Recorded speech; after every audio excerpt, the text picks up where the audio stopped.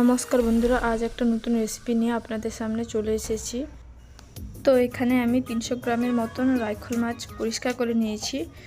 প্রথমে আমি হলুদ আর লবণ মাখিয়ে নেব। তো যারা এখন আমার চ্যানেলটি সাবস্ক্রাইব করেনি, দয়া করে আমার চ্যানেলটি সাবস্ক্রাইব করে লাইক কমেন্ট শেয়ার করে দিবেন। এদিকে আমি একটি পেস্ট তৈরি করে নেব। লঙ্কা, জিরে, কালো সর্ষে আর আদা দিয়ে পেস্টটি তৈরি করে নেব। এবার আমরা মাছটি ভেজে নেব। কড়াই গরম আছে, এবার সরষের তেল দিয়ে দেব। তেলটি গরম হয়ে গেছে, এবার মাছগুলোকে ভালো করে ভেজে নেব।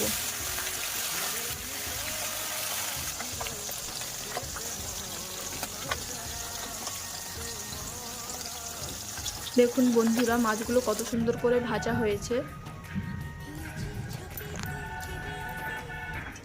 ওই মাছ ভাজার তেলে আলুগুলোকে ভালো করে ভেজে নেব লবণ হলুদ দিয়ে।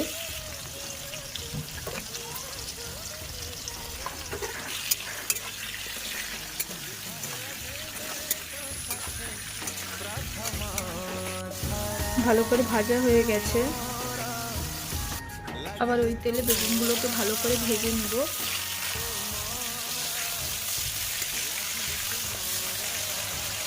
ওই তেলে তেজপাতা, কালো জিরে দিয়ে দেব।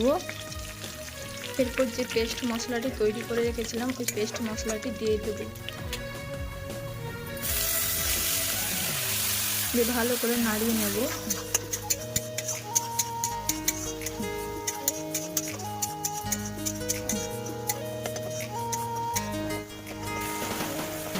এবার হলুদ দিয়ে নাড়িয়ে নেব, ভালো করে নাড়িয়ে নেব। স্বাদ মতন লবণ দিয়ে নাড়িয়ে নেব।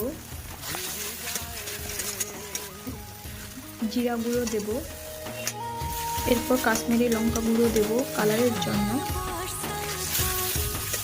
ভালো করে নাড়িয়ে নেব। মশলাতে একটু জল দিয়ে দেব।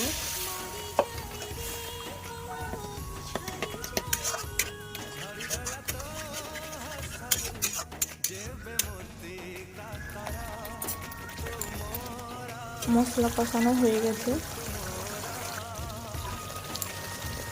এবার আলু বেগুন দিয়ে দেব। দিয়ে ভালো করে নাড়িয়ে নেব।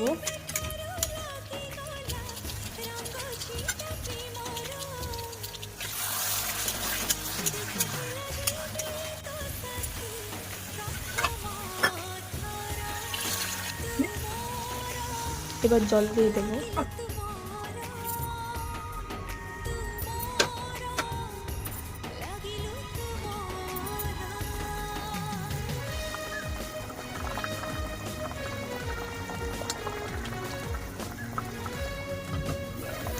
ঝোল ফুটে গেছে, এবার আমি ভাজা মাছগুলো দিয়ে দেবো।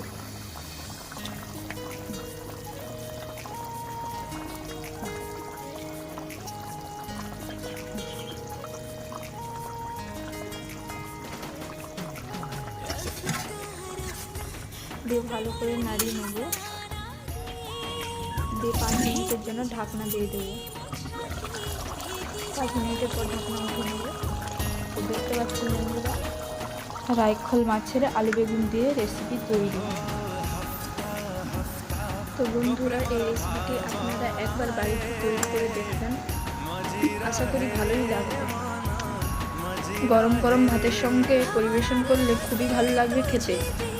তো বন্ধুরা, এই রেসিপি ভিডিওটি এই পর্যন্ত। দেখা হচ্ছে নেক্সট ভিডিওতে।